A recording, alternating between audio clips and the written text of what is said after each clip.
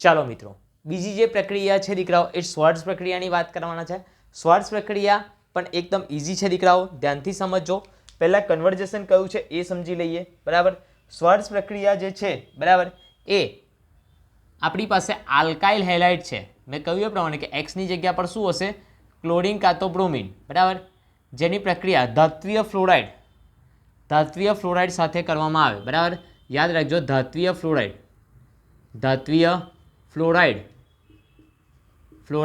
સાથે પ્રક્રિયા કરવામાં આવે. બરાબર, ધાત્વિય ફ્લોરાઇડ સાથે જ્યારે પણ પ્રક્રિયા કરવામાં આવે અને થોડું હીટિંગ આપવામાં આવે.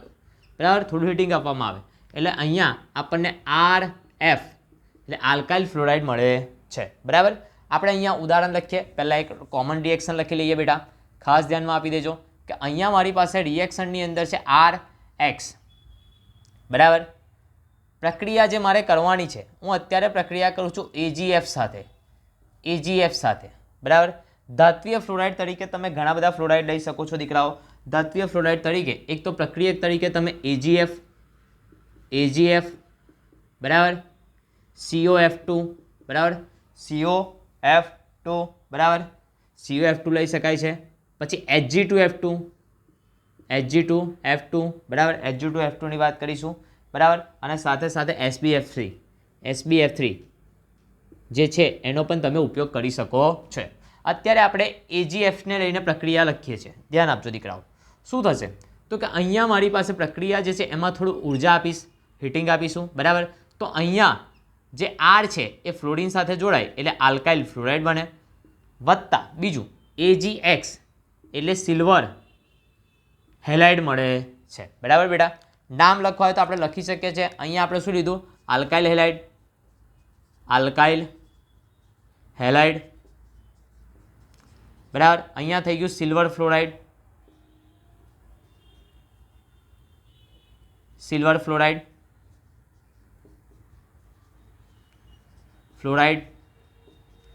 બરાબર, સિલ્વર ફ્લોરાઇડ થઈ ગયું. આ થઈ ગયું આલ્કાઇલ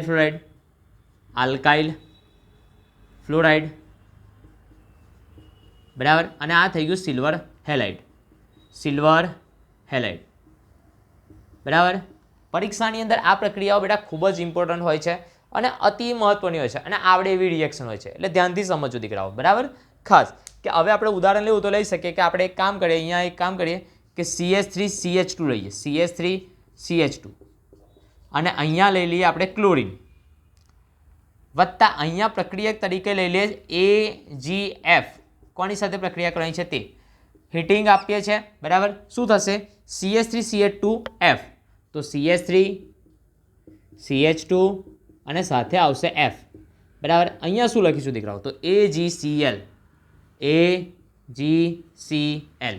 બધાના નામ લખવા હોય તો લખી શકાય દીકરાઓ. શું નામ લખીશું? તો કે અહીંયા લખીશું ક્લોરોઇથેન.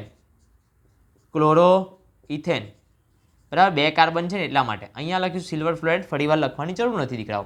બરાબર, અહીંયા આલ્કાઇલ ફ્લોરાઇડ છે તો અહીંયા શું લખીશું? ફ્લોરોઇથેન. અને અહીંયા લખીશું સિલ્વર ક્લોરાઇડ. બરાબર બેટા, તો આ પ્રક્રિયા ખૂબ જ ઇઝી છે અને આવડે એવી છે દીકરાઓ રિએક્શન. બરાબર, એક વાત કરી કે આપણે આ રિએક્શનને જે છે એ આપણે Hg2F2 સાથે પ્રક્રિયા કરીને પણ લખી શકીએ છે. તો એનું પણ એક ઉદાહરણ લઈ લઈએ. એના નામ હું નહીં લખું પણ તમે લખી શકશો. બરાબર, એક કામ કરીએ, આને જ આપણે લખીએ કે CH3CH2 બરાબર, CH3CH2Cl લઈ લઈએ. CH3CH2Cl જેની પ્રક્રિયા Hg2F2 સાથે કરવામાં આવે. બરાબર, Hg2F2 સાથે કરવામાં આવે, થોડું હીટિંગ આપવામાં આવે. બરાબર, અહીંયા આપણે 2 મોલ લઈશું. બરાબર, ખાસ કારણ કે ફ્લોરિન આપણી પાસે 2 થશે. બરાબર, ચાલો અહીંયા લખીએ તો આપણી પાસે નિપજ શું આવે? તો કે CH3CH2 સાથે Cl ની જગ્યા પર શું મૂકી દેવાના છે? F. એટલે અહીંયા આપણને 2 ફ્લોરિન છે એટલે 2 મળી જશે. સાથે HgCl2. બરાબર, HgCl2 થઈ જશે ખાસ. બરાબર, અને HgCl2 નહીં કરીએ તો આપણે અહીંયા શું છે? HgCl છે એટલે Hg2Cl2 લખીશું. Hg2Cl2 એટલે મર્ક્યુરી ક્લોરાઇડ. બરાબર, અહીંયા શું થશે? ફ્લોરોઇથેન. અહીંયા મર્ક્યુરી ફ્લોરાઇડ અને બેટા અહીંયા થશે ક્લોરોઇથેન. એટલે આ એક પ્રક્રિયા છે એ પણ ખૂબ જ મહત્વની છે, જેઈ નીટ માટે ઇમ્પોર્ટન્ટ છે અને જેઈ નીટમાં આના પ્રશ્નો આવે જ છે બેટા. બરાબર, એકવાર ધ્યાનથી જોઈ લેજો દીકરાઓ.